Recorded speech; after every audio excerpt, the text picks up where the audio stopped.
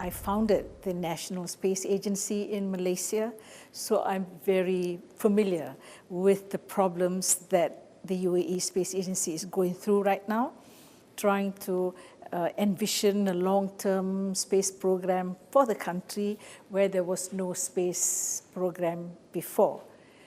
So we have to think about all the elements of regulations, human capital development, investment, and of course, in how the space program is going to benefit the country as a whole. And then for almost 10 years, I was the director of the UN Office for Outer Space Affairs in Vienna, which means that for 10 years I have experience in looking at international issues regarding space, and also how to navigate the tensions between countries of different emphasis and different political stakes in space. So both at the national and international level, I've been very much involved. And that's the sort of expertise or experience I hope to bring to this committee.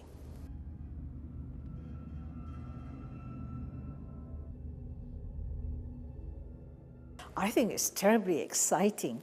I mean, starting with a program that's very ambitious, at the same time very inspiring, I think it's the way to do it. When we want to go into something new, it's good to go for something really inspirational, and that's why I use the word inspirational. There are other space agencies that have begun their lives by being very rational and being very conservative, meaning how are we going to benefit the country full stop without engendering this vision of where the country wants to be in the future, not only in the short term but also in the long term, 50 years, maybe even 100 years from now. So I think that's why the UAE thrust of going to Mars as one of the first things you want to do is terribly inspiring.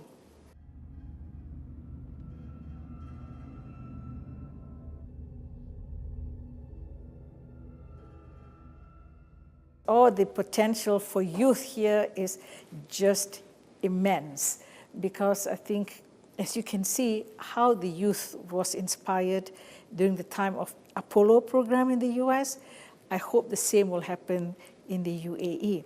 And in the space sector, it inspires in terms of the science, the technology, engineering, and the innovation. And of course, all of this comes together in that area called STEM, which is science, technology, engineering, and mathematics.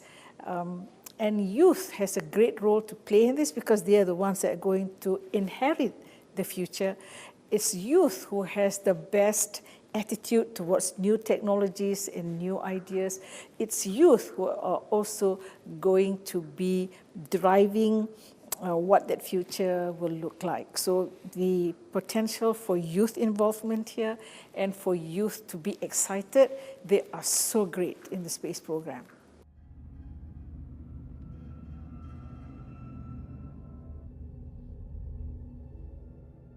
If you're looking at the areas of focus, one is to inspire, and the program to launch a spacecraft to Mars does that, because that reaches the hearts of the people. But in terms of sustaining a space program, we've got to think of the funding and the investments that need to take place. And for that reason, I've always said this, that a space program cannot exist by itself. It must serve other policies.